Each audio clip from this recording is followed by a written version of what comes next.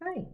We've concluded all of the chapters in Head, Hands, and Feet by Robert Street. I hope that you've enjoyed the study and have gained from it and have grown because of it.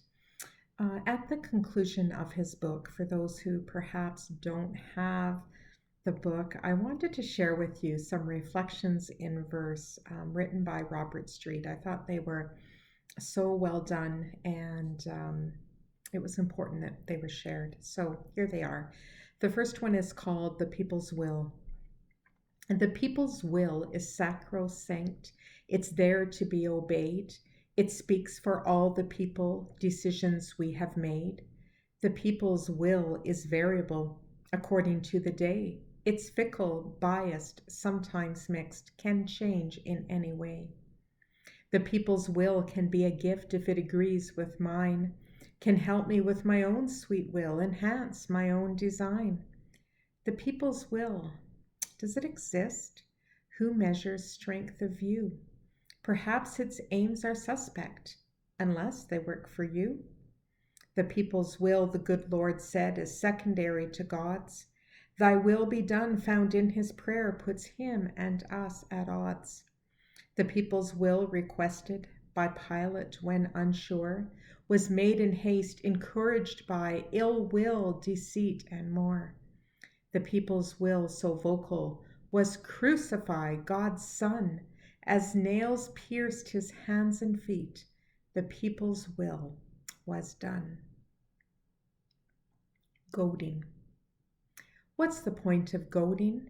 It's meant to cause offense, designed to hurt and ridicule, provoke, upset, incense. It doesn't heal divisions. It doesn't make for peace. It doesn't lead to harmony or help the anger cease. Reacting to the goading, not caring what we say, inflames the situation. We need a better way. An ugly scene at Calvary, God's Son, a cross, a hill. The ultimate in goading. Come down, you can't, you will? No mocking scorn would triumph. He gave so we could live. With love beyond our knowing, he simply prayed, forgive. Not just my feet. Not just my feet, but hands and head. It's all or nothing, Peter said. Wash me, Lord, and make me clean, cleaner than I've ever been. Did Jesus wash head, hands, and feet? Did Peter now feel whole, complete? Of Jesus did he feel a part, and had he found a servant's heart? He'd learned from Jesus, do his will. He'd even climbed the holy hill. He'd live for Jesus, live or die. On him the master could rely. Yet there was nothing to admire as hands were warmed by a courtyard fire. His nervous feet would run away. I know him not, his head would say. His master's hands with cords were bound. His feet then stumbled on the ground. His beaten body writhed and bled, while crown of thorns stabbed in his head. O Peter, see the nails go in as Jesus pays the price of sin, and then rejoice that he who died accomplished all that you denied.